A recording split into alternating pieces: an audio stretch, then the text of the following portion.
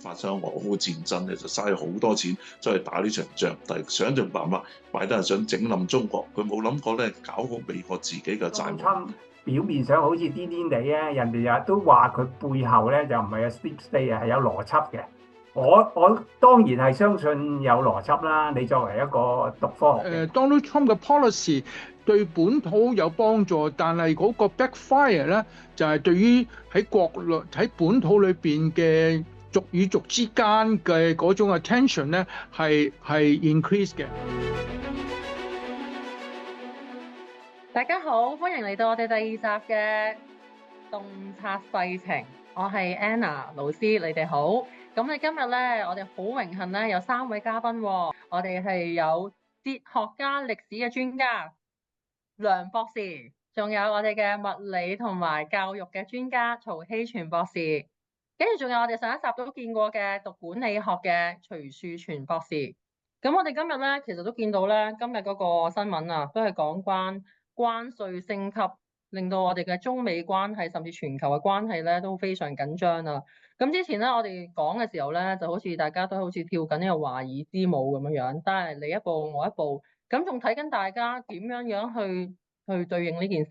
咁但係今日都見到啦，原來大家跳下舞，踩到大家隻腳趾公喎，都去到一啲都幾緊張嘅一個局面啦。咁我哋今集咧就會 focus 係講一啲關稅背後嘅中美嗰個嘅 approach 係點樣啦，同埋佢背後入邊又帶到啲乜嘢思考嘅位置俾我哋咧，例如公平與正義啦，同埋喺全球化背景底下，國家之間互相依賴又點樣影響我哋自主性，同埋咧又自給自足嘅理解，又產生咗唔同嘅影響喎。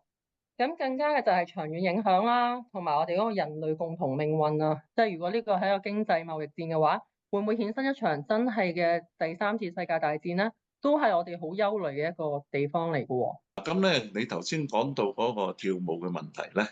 就我諗起即係中國同西方各國咧，喺10幾年前係跳得好好，因為中國提供好多嘅廉價勞工啊，就廉價嘅產品俾佢哋，咁大家富有國家就享受廉價嘅產品，咁又你性價比又高，其實係好事嚟噶嘛。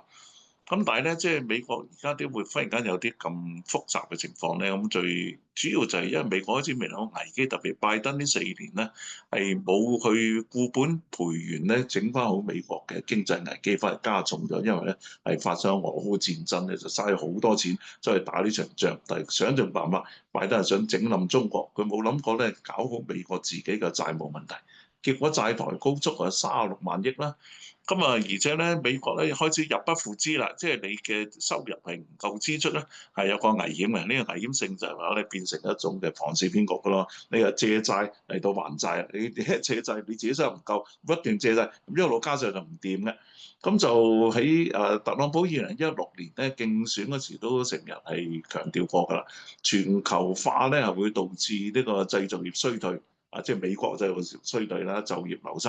咁咧所以即係佢就好重視啲人話，我哋啲藍領工人點咧？咁佢票源係嗰度嚟㗎嘛，咁重視呢樣嘢。咁而關稅戰我哋提出嚟咧，就係話美國如果係入不敷支，佢點樣增加錢？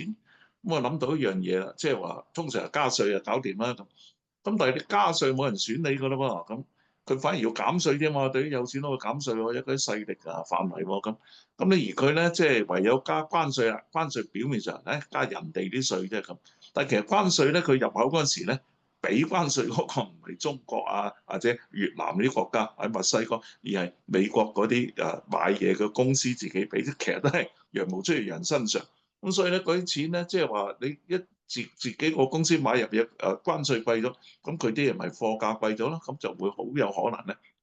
係會引起一個嘅通貨膨脹。咁即係呢個就係佢可能危機啦。咁咧而佢咧係，但係咧特朗普諗法唔止咁簡單嘅，佢點會引起一場類似第3次世界大戰啊，即係關稅戰咁樣嘅咧？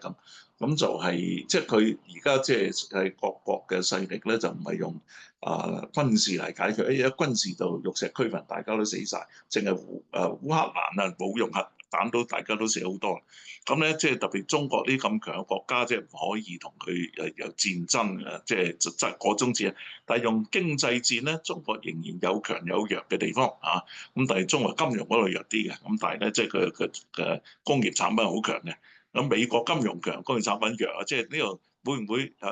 我諗特朗普諗你可唔可以係扭轉呢個貿易嘅逆差咧？咁由於美元嘅匯率好高，咁啊所以買入買出咧嗰啲錢即係佢一路高咧，啲嘢就一定即係好多外國錢流入嚟，佢有好處嘅。咁但係咧即係佢好多時候買嘢啦嘛咁美國人係用錢多於儲蓄噶嘛，咁咧就好快用多錢買。中國咧就儲蓄多過用錢噶嘛，咁所以買，咁就形成逆差啦。咁形成咗逆差之後咧，由於美元有霸權啦，佢逆差其實冇問題㗎。佢人哋賺美元又買翻美債，咁其實以前就係咁㗎啦。咁佢繼續係借錢，但係而家到個危機，即係借錢都變龐氏騙局嘅危機㗎咯噃。咁可唔可以有一個嘅短期嘅經濟疼痛嚟到去換取長期戰略嘅利益咧？咁咧，所以當時就佢哋希望咧想盡辦法咧，係可以即係整多啲錢啦。關稅係咪一個辦法？呢個當然好多爭論。咁但係我想引咧，台灣一個好著名嘅學者叫雷善啊，佢好犀利喎！呢啲佢唔係後生啦，佢但係後生37歲咧，就已經係美國廣播公司 ABC 嘅最年輕嘅副總裁喎，喺美國喎，即係中國人喎。咁咧佢又係喺而家即係全國數位有線電視嘅副董事長等等咁好叻嘅一個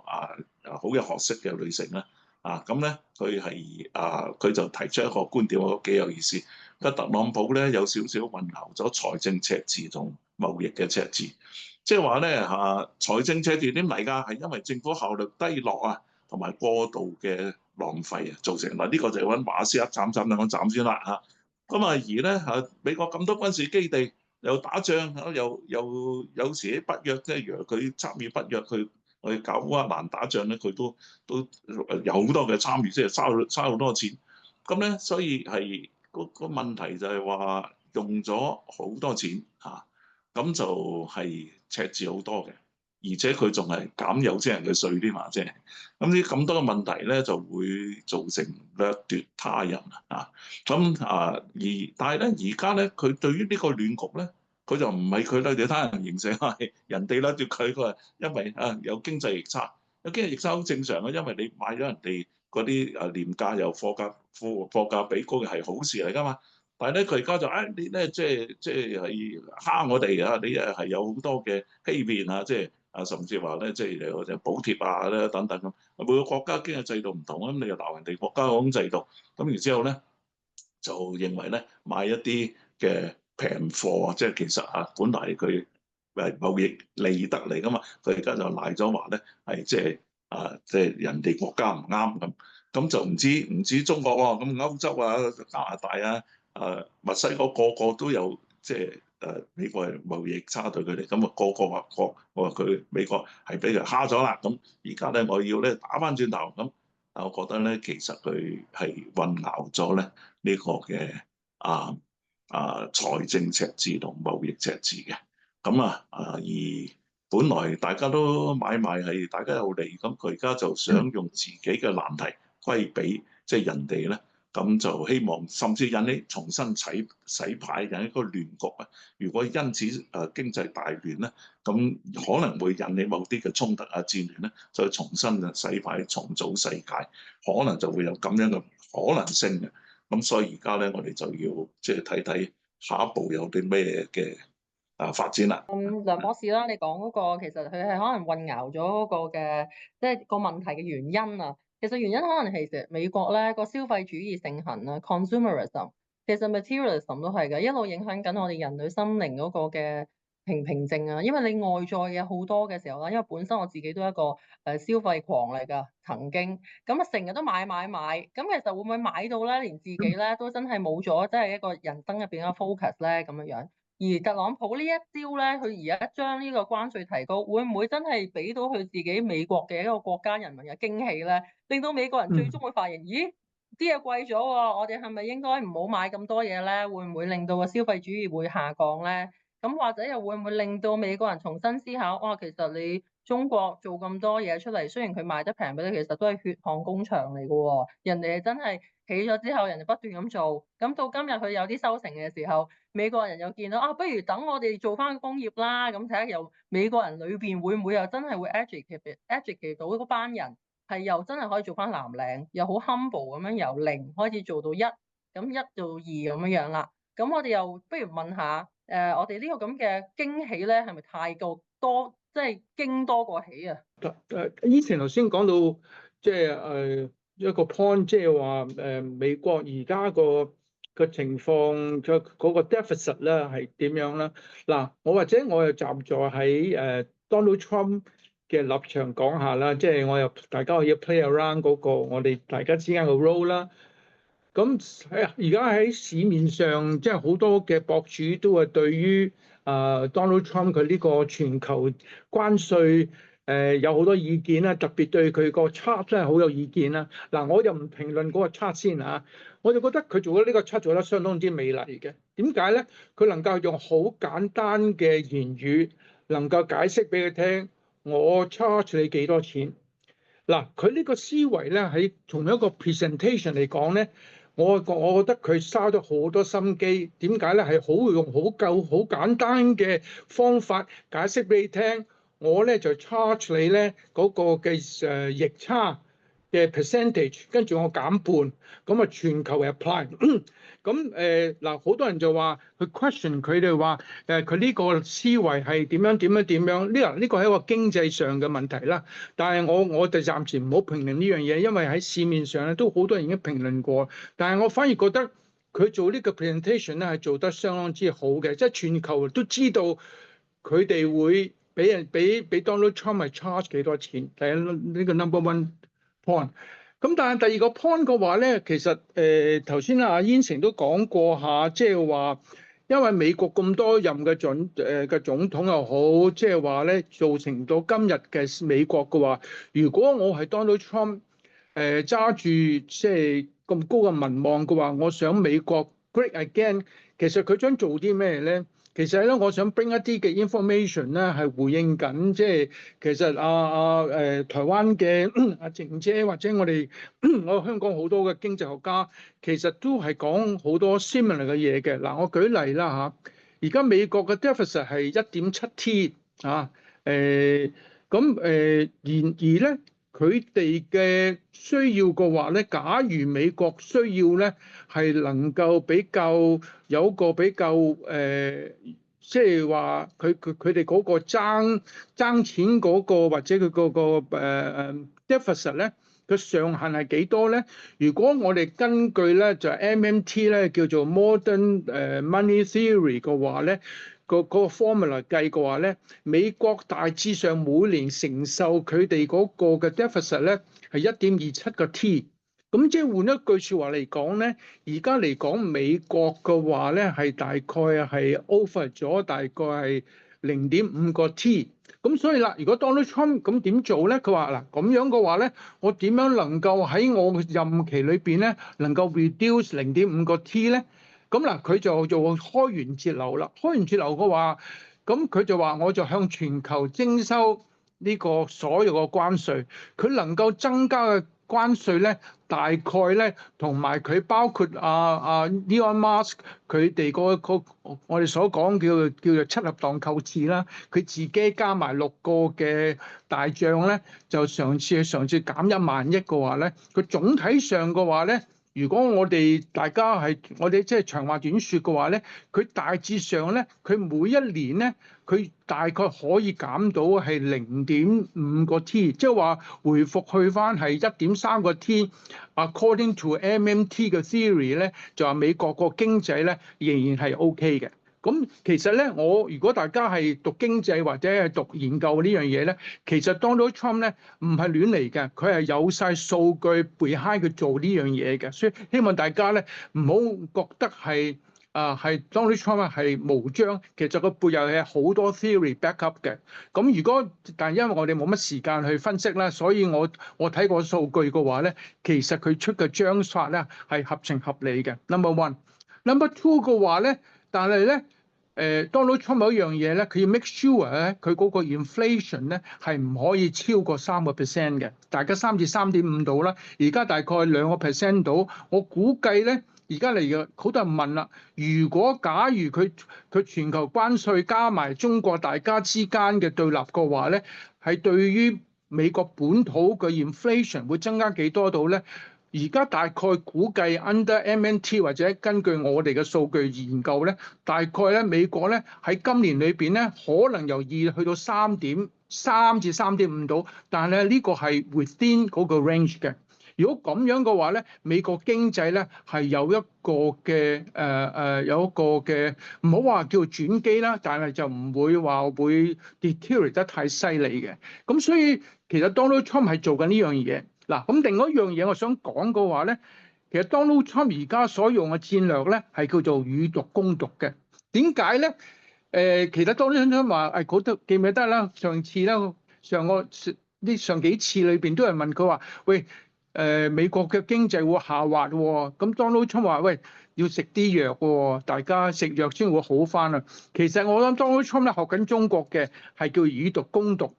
因為點解咧？因為佢覺得因為如果佢唔用全球經濟嘅話咧，係俾中國嘅移花接木嘅話咧，佢係唔可以圍到中國嘅。因為點解？舉例嚟講，點解加越南嘅 inflation， 加越南嗰個嘅稅啊，或者其他嘅話，其實佢阻住中國咧喺另外地方去設置佢哋嘅 manufacturer， 咁然後咧趁住越南咧係轉翻咧係入翻去美國嘅，所以佢點解咁樣做法咧？就係嘗試咧係用一個唔嘗試阻止中國咧係用移花接木呢個方法。咁當然中國有自己嘅方法咧，我哋有機會陣間討論啦。所以 Donald Trump 係出張係有招數嘅，同埋我覺得佢出張今次咧係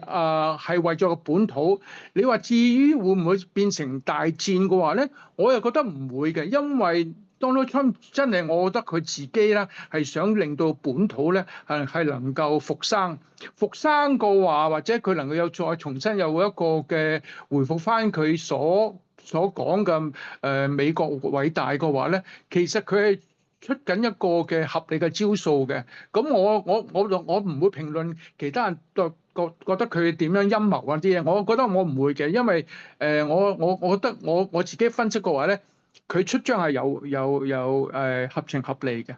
多謝徐博士，咁即係起到個經喎，似乎聽你咁講，咁其實原來佢哋都有章法，亦都有佢嗰個背後嘅 rationale，可能想美國人即係重新去 pick up 翻自己嘅工業啦，同埋都可能需要係時間，但係我覺得呢個經濟政策好似看似係短期嘅痛楚，但係可能會帶嚟一啲中長期嘅一啲真係將嗰個貿易啊，或者將嗰個人類嘅生活嗰個嘅文化，可能係大咁轉變啊！我覺得唔單止係經濟上面嘅轉變，而係個生活文化，或者去過我哋究竟係咪會買少樣嘢咧？會唔會多啲 focus 喺心靈咧？咁我又請下曹希全博士講下。其實頭先講到話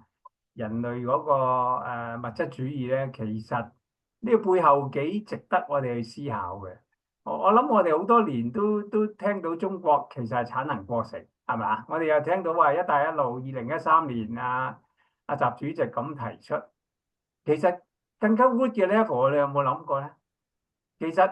純粹從物質嘅角度咧，人類根本係產能過剩咗好耐，但為何人類亦都唔繼續活得好開心咧？咁即係話咧，我哋似乎有一種嘅力量，你當佢 marketing 嘅 strategy 咧，令人覺得自己手頭上嘅嘢咧係不被滿足嘅。咁好多年前咧，我哋都已經聽過一啲咁嘅笑話㗎啦。你個新嘅電腦嚟到你屋企咧，嗰個 marketing 已經讓你感受到咧，你嘅電腦好落後，你要買一個新嘅電腦。嗱，呢個 story 同 iPhone 嗰啲咩15、16、17咁，其實一模一樣㗎嘛。佢嘅 improvement，即係話咧，其實如果我哋純粹從物質主義嘅角度講咧，如果世界上唔係互相有好多壁壘咧，全人類都去咗天堂㗎啦。咁但係人類仍然唔開心咧，梗係有背後有其他原因嘅嚇。咁我覺得咧，頭先阿 Tony 分析嗰啲，當然係有，即係 Donald Trump 表面上好似癲癲地啊，人哋又都話佢背後咧就唔係有 deep state 啊，係有邏輯嘅。我當然係相信有邏輯啦。你作為一個讀科學嘅人，但問題咧，個世界轉得係太過 complex。我唔知大家都會知道喺呢10來年咧，好多社會學家都會講有個叫 VUCA 嗰個嘅 feature，即係話人類嘅社會咧已經去到 VUCA 呢個階段。咁 V 嘅意思咧係代表 volatile，即係話啲嘢咧好 unstable 嘅。U 嘅意思咧即係話你事實上估唔到嘅喎，即係如果你再從 quantum mechanics 即係 fuzzy logic 啊、entanglement 嗰啲更加你估唔到嘅。C 係意思咩？ C 係代表全球係已經去到一個好複雜、好複雜嘅，即係我都嘗試去明白咩叫 M1、M2、M3、M4。而一個讀科學嘅人嚟講，雖然我攞咗 PhD 學位，但係其實我發覺越包越大嘅喎，即係我哋有好多嘅錢其實不存在嘅。即係如果你再講話我哋印一啲債券出嚟，其實嗰個係一個 credit money 嚟㗎嘛，嗰個唔係 pack 住啲黃金或者 pack 住啲銀㗎嘛，係咪啊？係 pack 住一啲信任啫嘛。即係如果你信任嘅主體，佢原來好似羅馬帝國咁崩潰嘅時候，我諗美國人都會 realize 到呢樣嘢。咦，我哋要做啲嘢喎，我哋嘅赤字咁大嚇，咁仲有一啲叫 ambiguity 啦，即係喺呢種文化底下咧，其實產生咗人類一種好大嘅咩咧時代嘅焦慮感，甚至乎即係哲學家講嗰個叫做本體嘅焦慮，本體嘅焦慮。所以我覺得咧，當然如果一切純粹根據特朗普佢嘅諗法，當然有啲嘢會有數啦 quantitative。但係人類已經係好複雜啦嘛，係嘛？我哋好多嘢包裝完又再包裝，就等於2008雷曼一個200幾年嘅公司都會冧咗。咁當時你睇下啲新聞又係好驚人嘅喎，譬如 Mary Lynch 咧，佢話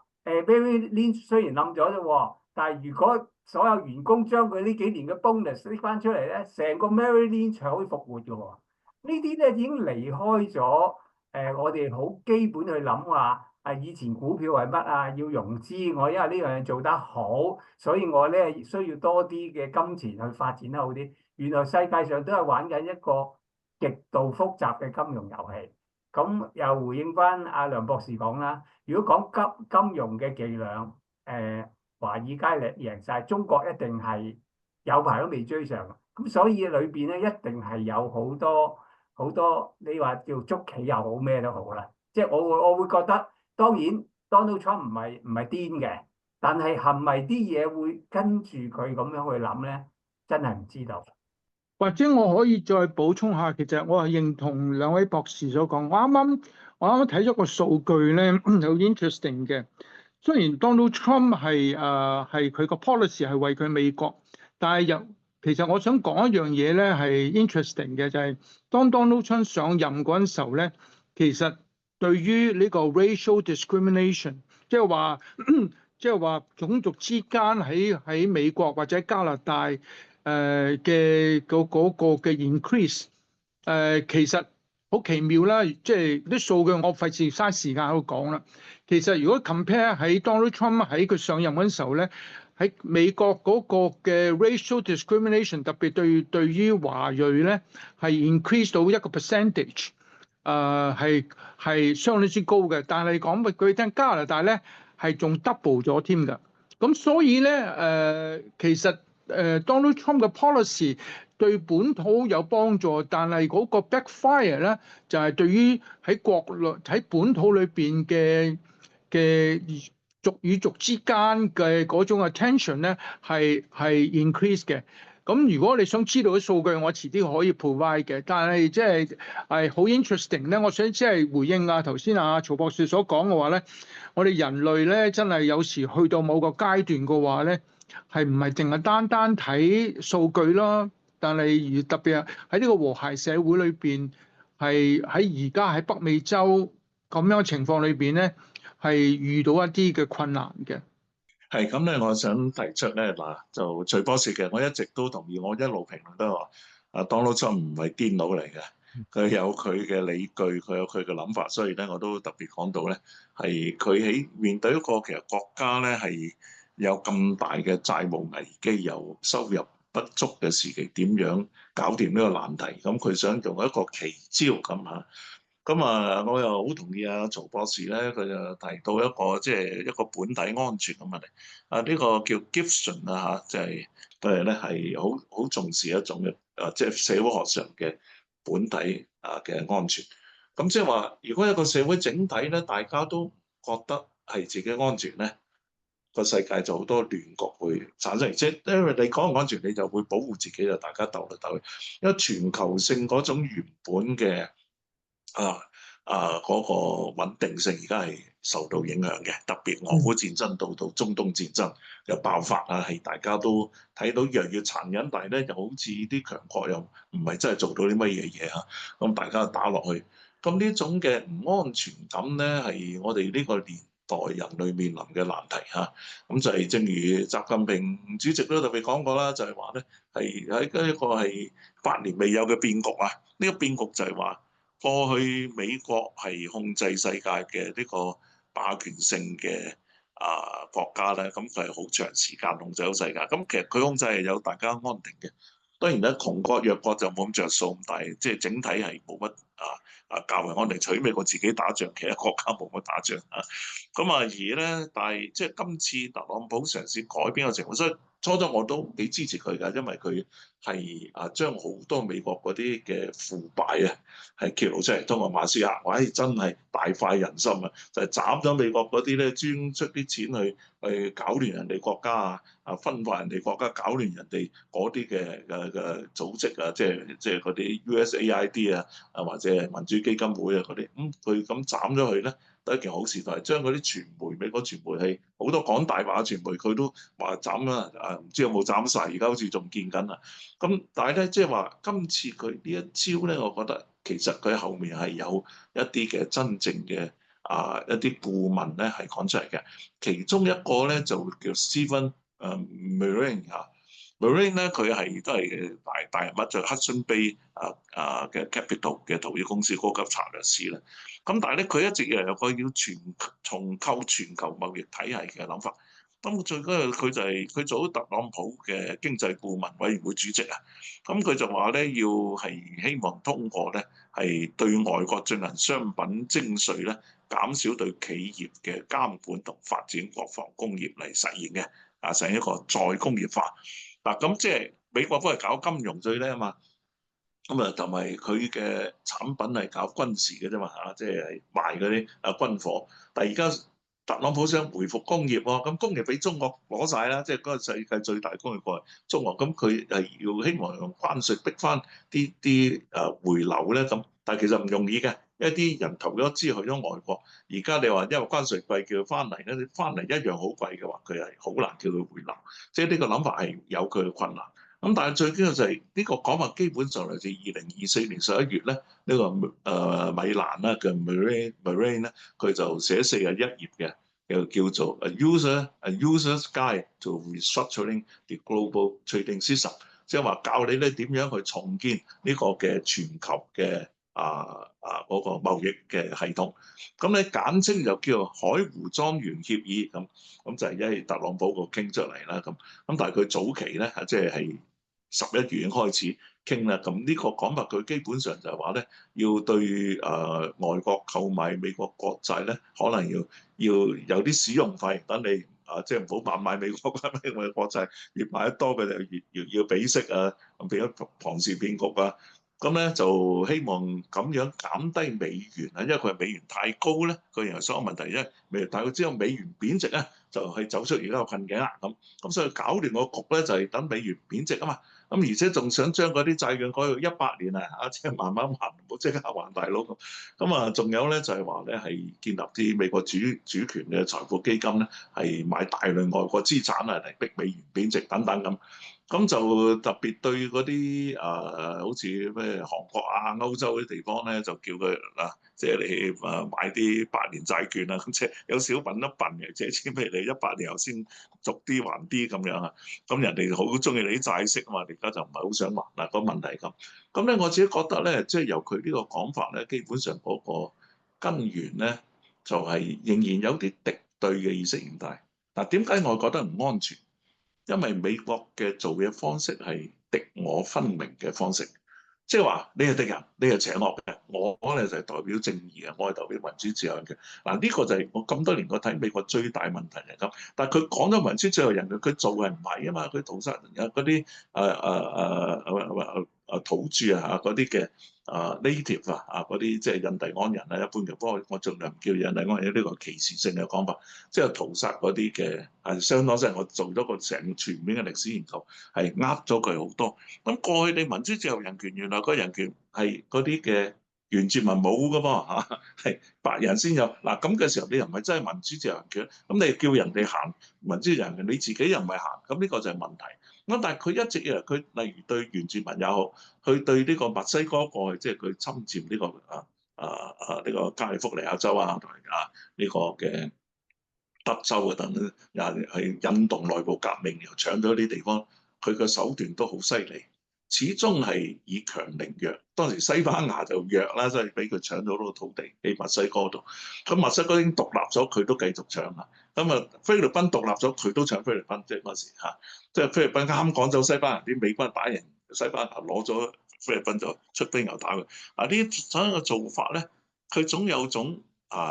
強凌弱同損人利己嘅文化特質，我覺得嚇。咁佢係有敵意嘅。係建造某種嘅動亂啊！而家即係人覺得，起碼覺得咧，Donald Trump 有啲咁嘅可能性嚇。咁就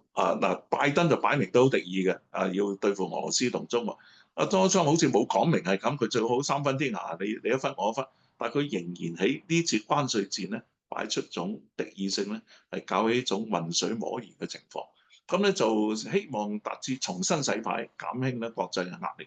咁就，但係估唔到佢一整嚟，竟然啲人搶購中國貨，你又估唔到。舊時喺我哋後生啲嘅時候，愛祖國用國貨，而家唔係啊，係美國人愛中國做貨嚟用買中國國貨。咁咧就囤積國貨，因為咧趁佢平嗰時，中國係好抵又靚。咁以前咧，即係特朗普利用另外一個叫 Peter Navarro 嘅，又係佢嘅而家有佢呢個一個又係哈佛大學嘅經濟專家，不過佢係研究電影產業嘅，就被認為唔懂國際經濟。咁但係佢就專寫本書咧，即係好多本書鬧中國，將來中國打仗就話致命的中國，又中國專賣啲低劣產品啊，靠人啊嚟到搶奪市場咁。嗱，呢間講嘅其實冚唪唥有關中國嘅講法錯晒，因為曾經一度中國的確係咁，但係中國好快就立法改變嗰啲情況。大概中國係呃人嘅咁咧，因此就對中國充滿敵意嘅。咁而中國面對一個咁樣嘅兩個大智囊，即係特朗普都似乎係有啲敵意嘅喎。咁咪點算咧咁？中國其實已經被欺凌咗好多年，由滿清落嚟都係被西方欺凌㗎啦。咁最大欺凌就係人哋賣鴉片俾我哋想唔食鴉片，唔准賣鴉片，你就用戰爭嚟逼我哋。買鴉片食佢啲鴉片嚟，等佢賺你啲錢，即係呢做法。英國呢做法，咁我哋係被欺凌，冇法被逼吸毒即係你想唔吸毒都唔得因為你唔吸毒嘅，打到你吸毒為止。即係當時呢啲西方嘅嘢，中國捱過嘅。咁而家一路中國由內戰咁多年，又軍閥內亂咁，又國共內戰，到共產黨革命成功，經過幾十年都好艱難，慢慢地都犯過啲錯誤之後。而家先至慢慢重建翻少少富足啲嘅生活。咁但係今次咧，即係第一次特朗普打關稅戰，中國都係調和，因為中國嘅做法係即係大家都好嘅，唔好敵對。中國嘅文化係咁，但係西方假設中國文化好似呢個嘅Peter Navarro 嘅，梗係中國係侵略性嘅，係威脅性。咁你冇符合人哋咁睇你，當你妖魔咁然後咧夾硬作啲罪俾你咁。例如喺新疆嗰啲嘢咁呢啲咧，中國被欺凌咁多人，今次好小心，只要特朗普贏，會再嚟一次。咁所以中國嘅諗法點咧？佢就係話要佈好個萬里長城，經濟上萬里長城已經佈好局啦。第一呢段時間，拜登呢段時間一路敵視中，佢喺度減低賣嘢俾美國嘅。而家就10幾% 嘅啫咁然之後咧，佢搞好內外循環，即係內循環，即係你出面如果西方列強整我咧，我自己都有13億嘅人嘅市場，可以點都頂得住下即係咁。然後咧跟住就係揾啲其他國冇咁強嘅同佢交朋友，我幫下你發展，到你發展有啲錢就幫我買翻嘢，咁咧有替代性嘅市場。同埋有替代性嘅資源即係佢揾一啲其他國攞資源即係譬如買大豆佢成跟美國買，因為美國用呢啲嘢逼你嘅時候，我就去同巴西買即係咁。咁咧佢用呢啲咧，佢減低對美國嘅依賴，咁由今次又殺落嚟啦，即係要中國好多嘅呢啲嘅重嘅關稅。咁佢中國做法就係告去 WTO，表明咧我哋係保護全球自由貿易嘅，你就反對，即係而家係我係合理，我係正義嘅，呢樣好高手啊！咁起碼喺名義上佢係即係我係保護自由貿易你破壞自由貿易，然後咧佢對美國禁運稀土咧，搞到美國要搞高科技咧，冇稀土佢又搞唔掂，所以美國要諗下格陵蘭有冇俄羅斯有冇即係咁。咁咧，然後咧抵制美國農業法，我唔同你買，我同巴西買。而家仲調查翻美國偷中國知識產權，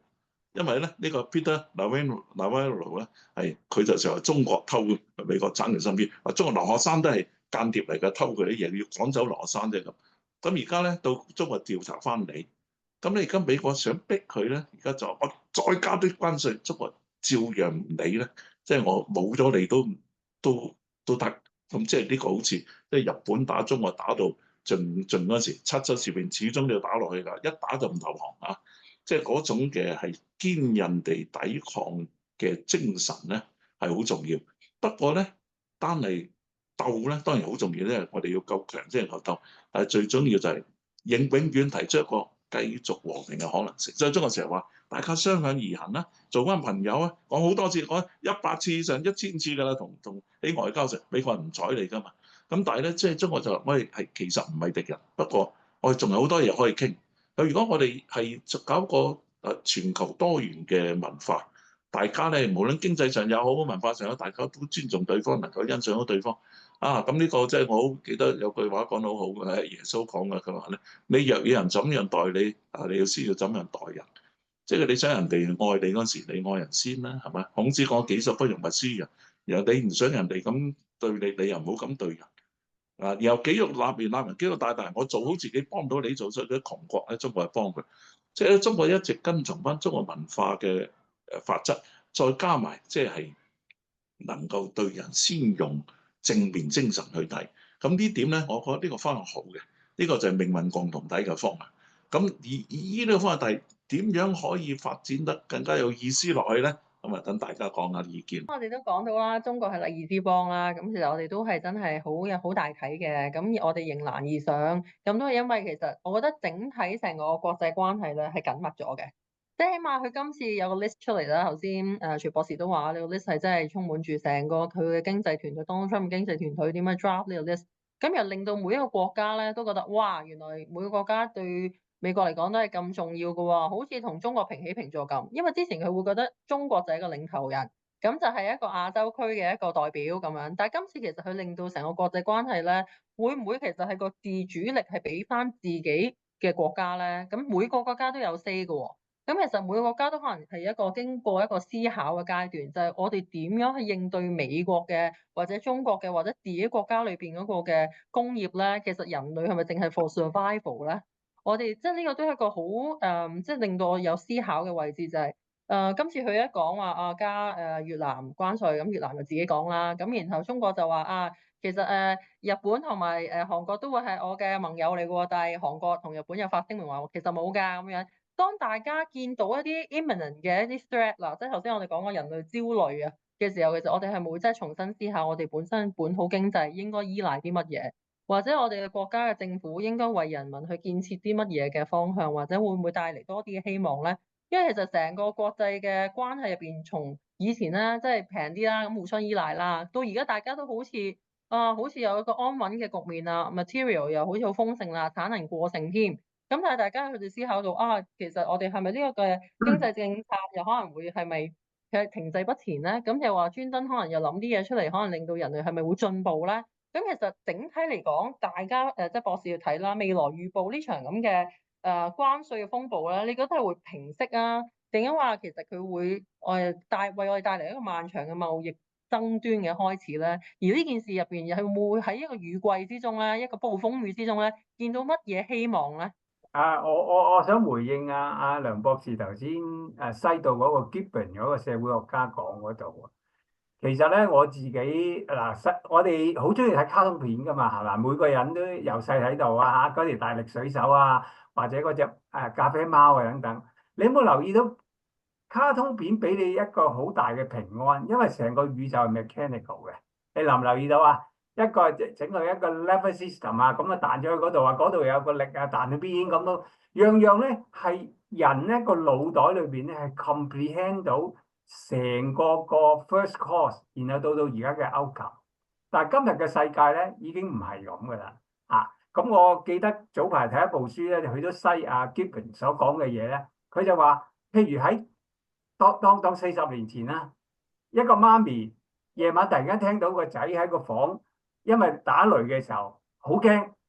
好驚啊，以為雷公蝦嘅，咁個媽咪唔好簡單啫嘛，開咗房門走去嗰度，唔使驚啊仔，阿媽媽喺度。咁我哋就平靜咗嘅喎，我哋一個人作為一個心靈，我哋因為我知道媽媽係有能力保護我嘅。但係今時今日我哋嘅世界已經演變到咧，其實我哋唔係好知點解個世界咁運作嘅喎。你問我尤其是睇個股票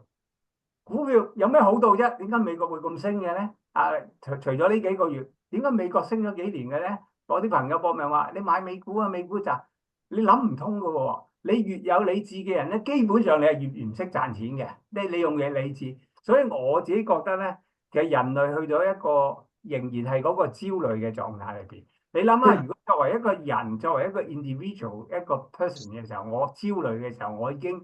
對我自己嘅幸福咧係好大嘅傷害，係嘛？你諗下，如果一個國家對另外一個國家追上嚟，佢有好大嘅焦慮感咧，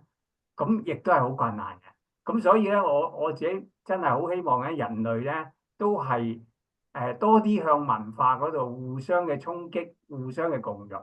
我哋人類先會進步。如果人哋嘅文化同你一樣，你唔會進步噶嘛。我哋就要學習包容啊等等。咁我自己覺得咧，即係資本主義去到盡頭咧，其實都係好論盡嘅，因為佢會即係 winner takes all 嘅，即係佢唔會同你分嘅。譬如以前啲人講話 G2 世界上可唔可以有 G2？唔可以㗎，美國唔覺得話可以容許到一個後來以前佢睇唔起嘅一個國家走咗上嚟同佢平分春色㗎嘛，係嘛？咁所以我自己覺得，人類應該多啲走向就文化交流，唔同嘅宗教交流，然後咁樣咧走出人類其實唔係咁需要更多嘅物質㗎，我哋嘅開心係需要更多嘅精神生活嘅。我係同意大家嘅想個思維嘅，但係我又覺得即係其實今次關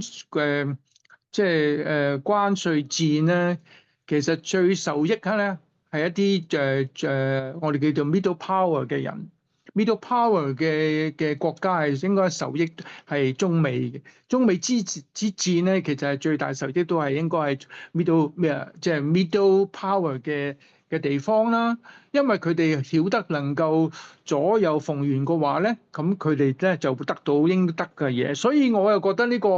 關稅戰又唔係零和遊戲嘅，其實大家都玩緊一個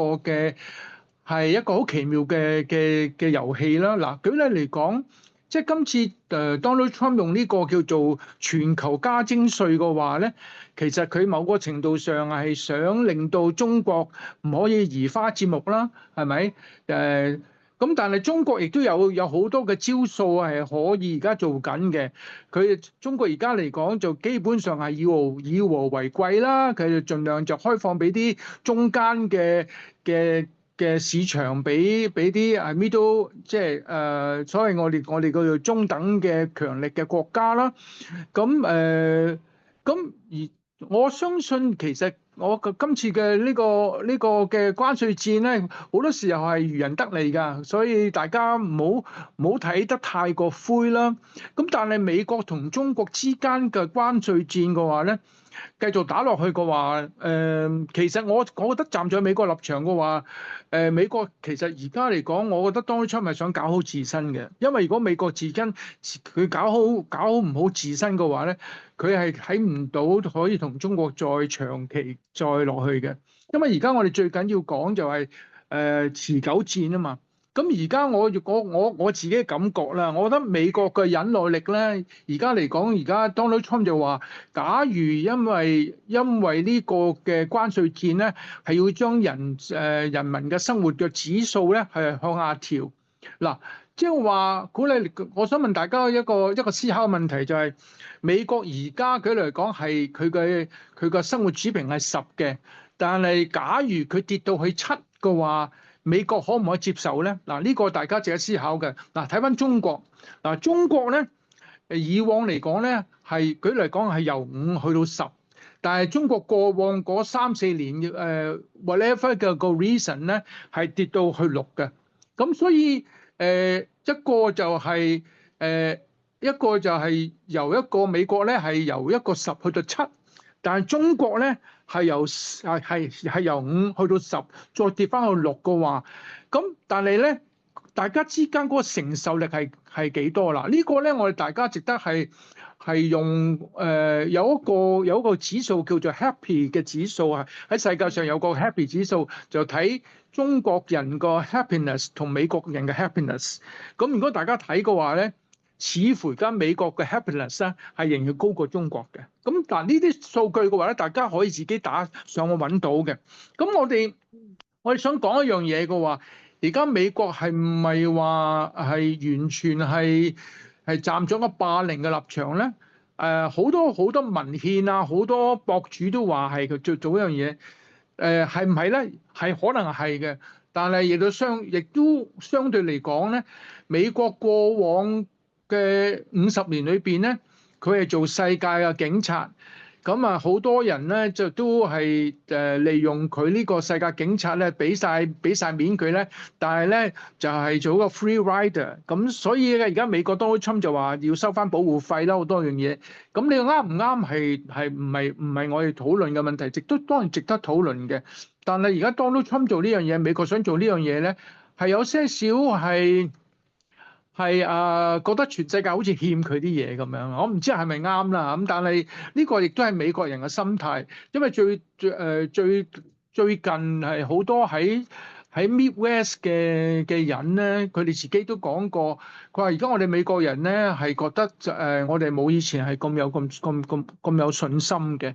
咁所以因此當你冇咁信心嗰陣時候咧，對人嗰個嘅 kindness 啦，嗰個慈惠咧一定係少咗嘅，咁呢個係必然嘅嘢。咁等於我哋中國啫嘛，中國我哋以前係好窮嗰陣時候，但係而家嚟講我哋嘅慈惠加咗，但係係咪之後當我哋中國係強大嗰陣時候，係咪對人哋一樣會繼續慈惠咧？咁我哋未知啦，係咪？咁所以我諗我哋大家要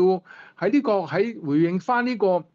關稅呢個問題嘅話，係唔係會導致到世界大戰咧？我自己覺得係唔會嘅，我反而覺得係我比較係睇得比較係正面啲嘅。梗係唔會世界大戰，唔係軍事嘅戰爭，但係始終有個經濟戰咧，就一定係有㗎啦。咁因為拜登開始到而家都係嘅，咁而關鍵就係頭先我引基登斯啊 Giddens 所講嘅係ontological safety 啊，即係一種嘅本體嘅安全感。咁嗰個嘅本體性安全感係美國而家失去咗。咁本來美國好安全，因為佢世界最強國家，佢又最富足，佢軍事又強，咁冇人喐到佢嘅。本來咧佢係大佬咁。咁但係咧就係呢段時間咧嚇，第一中國慢慢興起咧，咁突然之間奧巴馬開始對中國興起咧，就作出好多嘅新嘅政策要對付中國，嗰陣先開始嘅，即係要聯盟呢個亞太區嚟對付中國啊等等。個 TPP 又俾特朗普拆毀咗啦，即係佢用包圍式，即係民主黨就係到拜登一樣係用包圍式，想圍住中國。等你咧冇得發展，最好就整低你咁。咁咧，不過整低唔係用炸彈啫嘛，因為佢知道打起嚟，佢未必係喺近距離贏到你嘅。即係如果中國打美國，中國亦唔會贏。但係美國真係去到中國嗰大打中國，佢一定都唔會贏。咁即係傷亡好大，因為唔會真係打。咁但係咧，佢想你係好似嗰陣想整冧蘇聯咁，逐步將你削弱。咁但係咧，拜登行錯一段路就係走咗去，先以為好快削弱俄羅斯，然後包圍中國啲俄羅斯都削弱唔到，以為美國能力係已經咁渣㗎啦，而家已經即係咧連烏克蘭戰爭佢都北約出咁多武器秘密後面支持，烏克蘭都係打唔贏。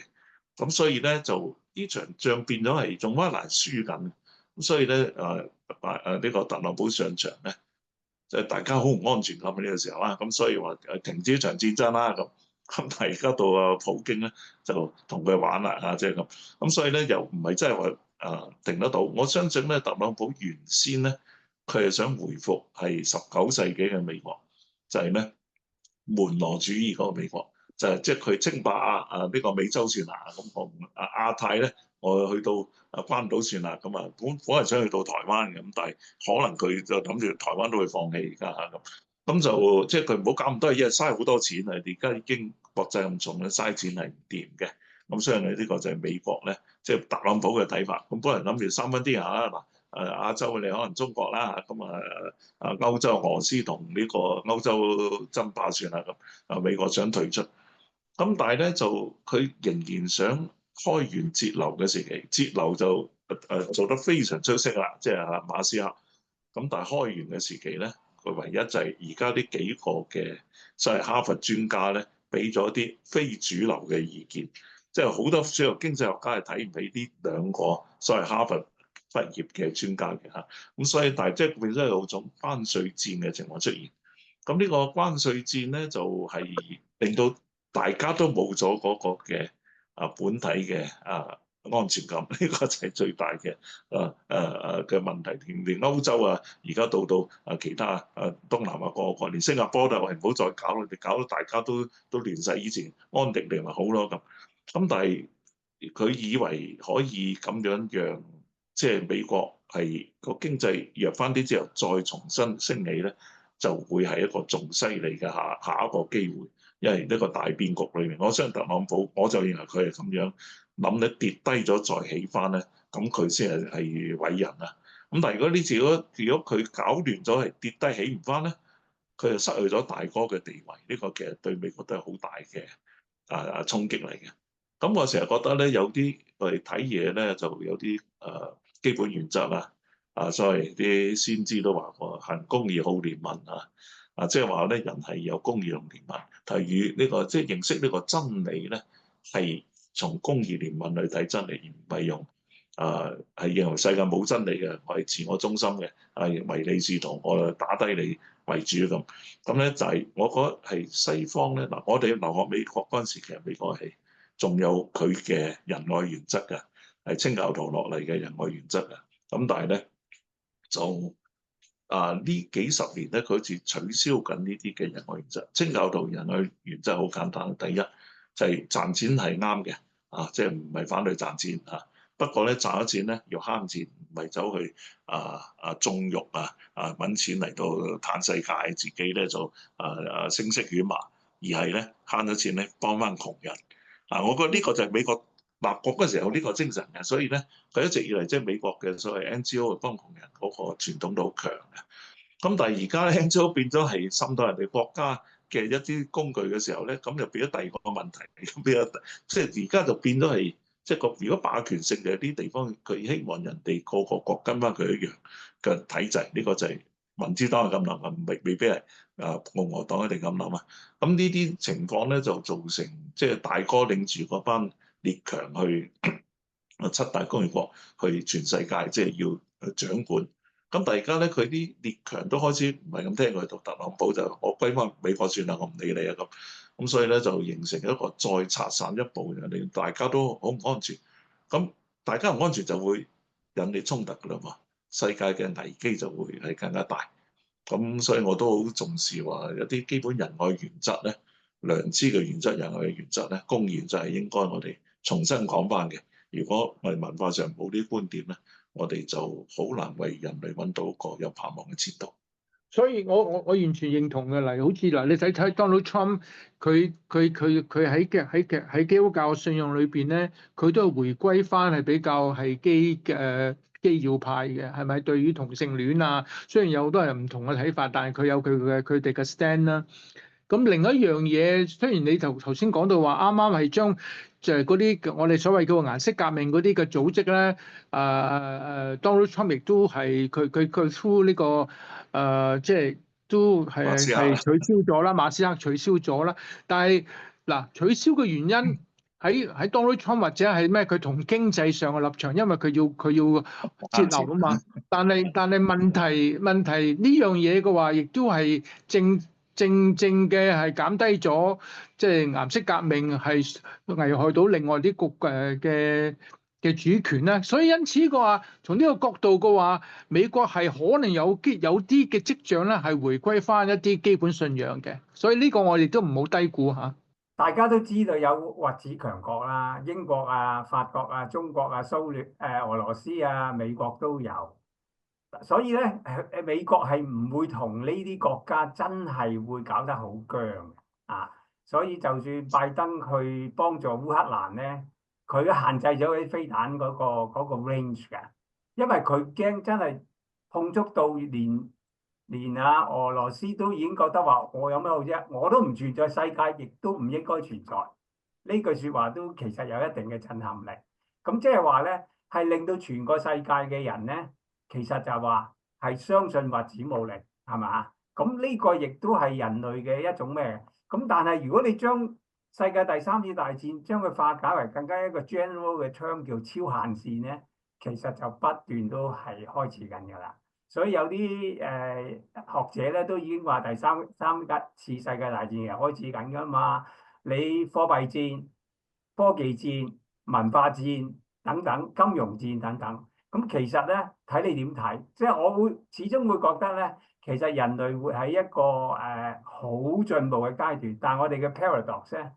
越嚟越少人係有平安嘅啊。咁我自己最近同一啲心理治療師去傾咧，其實都講到明嘅，幾年之後咧，抑鬱症已經成為全世界最大嘅疾病。我哋嘅痛苦咧並不一定係冇麵包食或者冇乾炒牛河食，我哋嘅痛苦咧係我哋嘅心靈嘅世界裏邊咧唔和諧，即係我哋冇辦法明白到成個世界會唔會大家忍讓一下，吃虧一點。譬如頭先梁博士講嘅清教徒嘅精神，其實你吃虧一點唔一定係唔開心㗎喎，你喺物質裏邊蝕仔咗一啲嘢啫嘛，但係你心靈好豐盛嘅時候，其實一樣有㗎，係咪啊？咁所以咧，其實呢個都係人類大家自己要諗嘅故事嚇。亦都同意博士講話，即係美國翻返去門羅主義。其實美國你如果自己識諗，你係安全到飛起啦。加拿大就根本邊敢反抗你啊？墨西哥邊會打贏你啊？一個太平洋，一個大西洋，其實美國嘅安全指數咧係全世界最安全嘅國家，但係佢腳係好 insecure。咁點解咧？咁我哋就要諗翻，究竟點解咧？點解全世界佢要大概有800個軍事駐點咧？係咪？咁所以呢啲嘢都唔係三言兩語可以解決到啊！我就傻傻地啦，我只係作為一個普通人，咁我只係追求同人嘅關係和諧。如果能夠去慈悲到即附近嘅一啲同我接觸嘅人，我已經好開心。世界都唔到我玩嘅。其實咧，曹博士係我前學校工作之中嘅校長嚟嘅，咁喺身上面咧都學到好多人生嘅一啲好重要嘅一個 direction 嘅。咁特別認同嘅係咧，其實都諗一諗我哋嗰個 Maslow theory 入邊啊，其實講到咧，其實人咧係咪真係淨係需要食物麵包咧？咁其實我覺得呢個 chart 可能要修一修正啊。正如曹博士講，冇人係會因為咧餓咧而自殺噶喎。但係人類咧會因為咧冇咗 connection 啊，或者冇人明白佢啊，或者冇咗溝通啊，或者淨係得經濟而冇咗一種道德啊，或者冇咗一種公平啊、正義嘅心啊，或者我哋有對真理嘅追求啊，因為冇咗呢樣嘢，冇咗 purpose，我哋就冇咗 connection。即係我覺得呢個都係我哋值得去深思一個問題咯。其實我哋嘅物質係真係非常之多。咁而家呢個重整呢個嘅貿易嘅軌道啊，或者經濟嘅軌道入邊咧，會唔會得到一啲咧？會唔會去翻去一啲好基本嘅一啲嘅問題入邊？美國又可能專注翻自己個宗教啊，或者佢哋自己裏邊嗰個會唔會係唔好出街食咁多 pizza 啦，唔好去啲6星級酒店啦，翻屋企煮餐飯，買個蘿蔔或者買個spaghetti 咁翻去煮啊咁樣。咁其實都可能係一個嘅，即係要敲響一個小警鐘。我覺得凡事都是美好的。咁同埋我覺得好欣賞徐博士啦、曹博士同埋梁博士嗰種嘅，即係喺一個苦難之中點樣再重新去思考啊。其實呢個人咧係有痛苦先有成長㗎。其實我哋多啲咧與痛苦成為朋友，咁有時咧咁樣嘅時候就可能會睇得清睇得透一點喎。唔知有咁樣嘅睇法又會唔會係都係大家我覺得心中有一點美好，希望我哋嘅領袖咧都可以有多啲嘅智慧加埋佢個 compassion 啊，即係要對我哋嘅人民啊，或者對自身嗰個即係願意去蝕底呢個心啊，其實可以我輸你贏一陣間，咁其實個關係就會好咗，呢個世界就會和平一啲。咁不過我覺得人咧就我做人就好簡單，我又冇乜錢我又唔會賺大錢，又唔會去要攞高薪係，我覺得係個心係清心啲，係有福嘅，即係簡樸啲係好嘅。咁過到簡樸生活，如果有大家有愛，對家庭有愛，對所有有愛，呢個就已經好寶貴啊！現世咁多艱難，有能力就去幫助都好需要嘅人，去幫夾埋一班人幫人都好重要。然後咧，我哋又改唔到美國，又改唔到世界嘅大局，但係我哋喺我哋有限範圍內做自己咧，都係我哋做人應該有嘅。